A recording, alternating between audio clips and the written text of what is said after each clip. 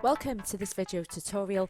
This one is showing you how to structure your answer in order to maximise your marks, looking at a student answer as an example. This video tutorial aims to explore a 20-mark question on family policy. It's always good to check out the mark scheme, specifically top band, to see exactly what the examiner wants to see. So as I have stolen this question from a legacy or an old exam question, I have mocked up a mark scheme which is pretty easy to do as they follow the same structure. You need to make sure that throughout your answer you have good knowledge and it's conceptually detailed. So not always the names, rather viewpoints, explanation with sociological words in as possible. Making sure that you have got AO2, it is applied accurately, and that just means applied to the question. So in every paragraph you are stating why is it relevant to that question that is being asked. And then lastly, analysis and evaluation is explicit and relevant, which means that when it is applied, it is not just bolted on, but it links to the point that you have just made. But it also uses the word debate, just here, and addressing that throughout with appropriate conclusions that will be drawn. So the best way to talk about an exam question and structure is to give a bit of a working example. So I've chosen a 20 marker from paper 2 so you can see a real life example of how it's working. I'm going to look at a good introduction, a main paragraph, and just to keep the tutorial short, just one, and some pointers of what you could write about next and a conclusion. The first stage of writing a better essay or structure is with the planning. You should spend at least 5 minutes right at the beginning of answering that question. And you're going to follow the following stages. Number 1, read the item through and then the question. This will familiarise yourself with it and you'll often be able to go, right, that is from policies topic. Then, number 2, reread the item, and this time you're underlining and you're highlighting. Number 3, do the same with the question and underline the hooks, and then spend the remaining 3 or 4 minutes adding your knowledge, organising your thoughts. Good ideas to dump all the ideas out your head to paper so you can start to organise your answer. So why is a good introduction important? Many students struggle with writing an introduction mainly because they just don't know what to put in it. Secondly, students often miss out the first phase, what I've just talked about, which is planning the answer, getting your ideas down in a spider diagram on the question paper before beginning to write your answer to the question. Also, some teachers suggest to their students don't bother with an intro, but to be honest, if you want to be successful at academic writing, knowing what to put in an introduction is a must. So if you've already read, reread, highlighted, annotated and got some ideas down to paper, you should have a pretty fair idea about what the question is getting at. So in writing your introduction, you should be able to show the examiner A, what is the question asking, and B, a brief structure, outline or map the reader is going to follow. So here's a little bit of a nod to the hectic teacher because she uses the context, content and line of argument and agrees that the intro should be no longer than 4 or 5 sentences. However, because the mark scheme uses the word debate, I tend to use the word debate rather than line of argument as I want to stay constant. So here is an introduction in action. This student has wrote this on a recent assessment. So this student follows the recommended 4 or 5 sentences and has included 3 component parts: the context, the content and the debate. So we've got clear context, bit of wider knowledge about what policies are, and application of a keyword, and has used the item also. So this student has started off with defining what a social policy is. Then they've gone through the content, so they're basically, the second part of the question is asking you about sociological viewpoints. So they have listed some and they've linked it into whether they are positive for family members. And then we have got the debate, which is the signal to the examiner that you are aware that there is AO3 marks available, and they have used new right, that they have a negative impact on family life. So what about the main body then? So drawing from hectic teacher once again, you should aim for about 3 or 4 points addressed in different elements of the question. Some points may be drawn from the item, others from your knowledge, and this will give you a good breadth of knowledge of the topic area, but will give you the opportunity to explain each fully, showing your analysis and evaluation and applying it to the question. So remember, you've only got 30 minutes to answer this question, and already about 10 minutes has probably passed. So let's have a look at paragraph structure then. So I'm drawing on a multitude of sources that I've acquired over the 11 years that I've been teaching. Different teachers use different structures. I've come across PECCE, PECCE, PEEL, PAE, whatever.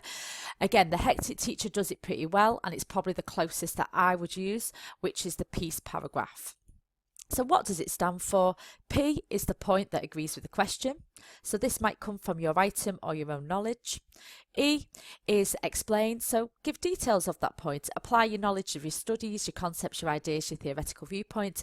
A, apply it to the question. You might want to use the wording from the question. C is comment. Is it a good explanation? If you looked at it from a different angle, would the explanation change? Here you could probably do your cages, okay, if you're using that as a prompt. E is evaluate, challenge the view. And this is the part of the paragraph you can give opposing views. Remember to make them relevant and to avoid juxtaposition. I have got a video on juxtaposition. Check it out if you want it. So let's explore a student paragraph to show it in action. So this student starts off with the point that agrees with the question. For example, the first sociological view of the impact of social policies, and it is from feminist. They have a lovely early use of the item and explores the views that policies assume the patriarchal nuclear family. This then shows an explanation, and this includes the view from Diana Leonard, even though you could easily have used Hilary Land, and they are applying the example of a policy such as maternity leave or maternity benefits. They start to add some analysis or comment by linking it to another policy such as child benefits, as both are being paid to the mother, and this is reproducing the expressive role. They then link it to the question by saying these policies impact family life, because that is what it was asking, and they explain how it does this. This is in the case from the perspective of women. And lastly, they've got some evaluation, challenging the statement from the item that all the policies assume the nuclear family by giving some examples of policies that might undermine it. Here's a bit of an overview of possible further paragraphs to give you some ideas of what you could write about. So other sociological views that could feature in an answer like this could be from the New Right, Marxist, Functionalist, and even other political viewpoints such as Conservatives or New Labour could be mentioned as well. Remember, you're only going to be writing about three or four paragraphs depending on how deep you're going into them, okay? But just make sure that you are showing a good range or a good breadth of knowledge. Making sure that you are applying to the question, and an important element of this question is the application to family life, and this is where you can show some analysis, because you can then explore your cages. A couple of things that you might want to consider is that you could use men versus women. So the same policy might be positive for men but not for women, children and other family members including grandparents, and some policies even consider sexuality as well. Start to think about, does the policy make the family have impact on the family in a positive way or a negative way? So does it make family life easier? So for example, dual earner families with two incomes can spend more time on quality time. This could make the family more child-centred, whereas policies such as cutting welfare benefits can put a family into poverty, or divorce can lead to broken families, which could make it a lot more difficult for families. And also, when we're talking, are we comparing older generations to younger generations to show that level of analysis? Lastly, the conclusion. Again, I draw upon the hectic teacher. Once again, 4 or 5 sentences max. No circumstances should you be answering new information. That should have been all done. So start off by identifying the main points from the answer, so that sociologists have a view on social policy. They all agree that they impact family life in some way or another. Then we make sure you refer to the debate. The impact on family life, is it positive, is it negative?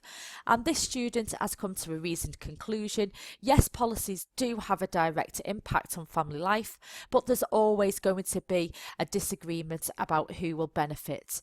But overall, family life is definitely better than it was 100 years ago. So as a summary, make sure you've got a clear introduction, main body and a conclusion. Keep your structure consistent throughout, making sure that your skills are equally balanced. Couple of references that I've used to help build this tutorial, and as always, thank you for watching. If you have found it useful, please click like, clicking on the bell if you want to make sure that you've got some notifications of some of the videos that I'm posting. Any questions, any comments, pop them below. Check out some of the other videos that I've got, how to avoid juxtaposition, how to use the item, and ones that are on childhood and division of labour. I've got quite a few of these as well. Okay, so thank you for watching and I hope you have a great day. Bye.